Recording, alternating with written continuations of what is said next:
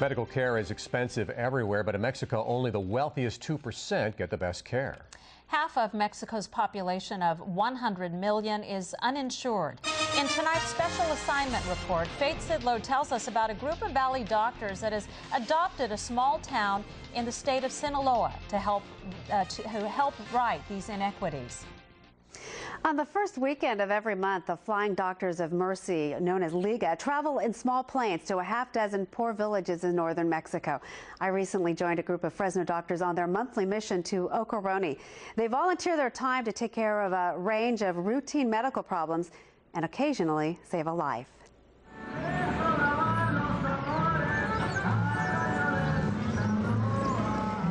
Ocoroni is one of the poorest pueblos in the Mexican state of Sinaloa.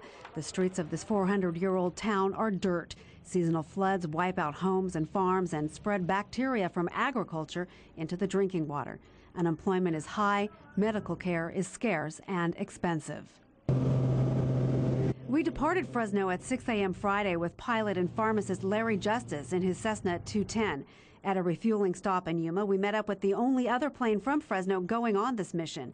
In all, 3 doctors, a physician's assistant, a pharmacist, and 3 interpreters. 7 hours after leaving Fresno, we land in Los Mochis. We're greeted by armed federales who question us about the medicine we're taking to the clinic. We still have a 2-hour drive to Ocoroni. The federales have shut down closer airports in Guasave because of drug running, and the dirt airstrip in front of the town's clinic hasn't been maintained. And it just wasn't safe. There's too many pedestrians, cattle, trucks running up and down the runway, so rather than waiting for an accident to happen, we just stopped using it. Buenos días, ¿quién es el primero? Saturday morning, we find dozens of people at the clinic waiting patiently for the doctors to arrive. Some, like Dora Lugo and her 2 daughters, have been here since 4 a.m. Soon, Fresno pediatrician Dr. Gracie Esquivel is examining 3-year-old Idali. She quickly diagnoses a case of asthma treatable with an inhaler. A ver, muy bien. It's the same for 1-year-old Carla. In fact, most of the patients Dr. Aguilar sees have asthma. We don't have our modern equipment like in the U.S., so we're going to have to make our own inhaler, air chamber, and mask with this. Dr. Aguilar shows Carla's mother how to administer the medicine. Y así para que lo respire. Cada que llora, grita, le hace. For Mercedes Vizcara, who lives outside town, the Liga doctors provide care she can't get on her own. There aren't many doctors, and there are times when I take her to the pediatrician and they tell me he's out of town. We all come to this clinic because we're a low-income family. Lugo's husband works odd jobs, making the family ineligible for state health insurance, and she can't afford to pay out of pocket. Desecho de los pezones, algo así. Okay, y luego? No sentido nada. Fresno OBGYN Dr. Bob Wilson's on his first Liga trip. He's not sure what to expect. First time at the clinic today, there's a few equipment that's needed certainly for pelvic exams. We're not able to do pap smears because there's nobody to read them, so we're sort of limited on what we can do. As it turns out, most of the patients he sees are general medicine, like school teacher Luz Aurelia, who says she feels like she's going to choke in the middle of the night. She, too, suffers from asthma. Ordinarily, Aurelia would go to a state-run clinic and possibly not get any medicine. It's very bureaucratic, and if there's an emergency, you have to wait in line. Buenos días. Down the hall, internist Dr. Bob Crooks is checking Emiliano Ochoa's blood pressure with the help of interpreter Jose Solorio. I'm getting a very high reading, over 200, 210 over 110. Has he been told in the past that he has very, very high blood pressure?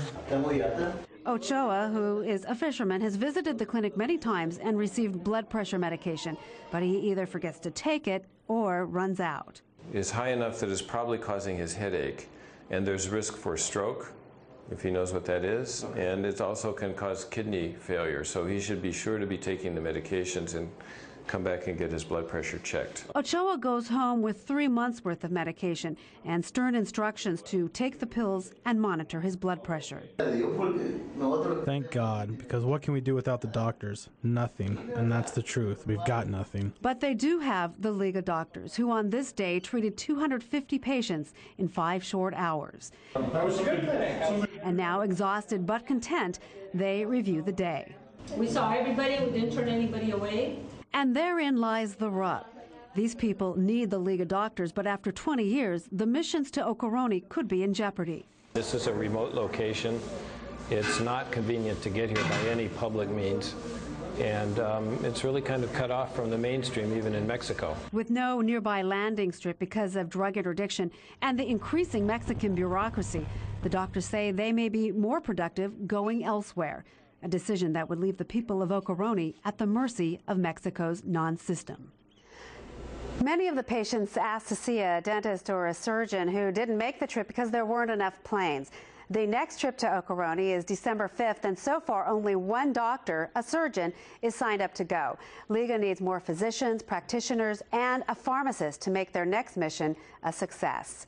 Faith Sidlow, KC24, Central Valley's news station. And if you'd like more information on Liga or taking part of the next mission, you can go to FresnoFlyingDoctors.org or check the website, KC24.com, and go to Special Assignments for more information.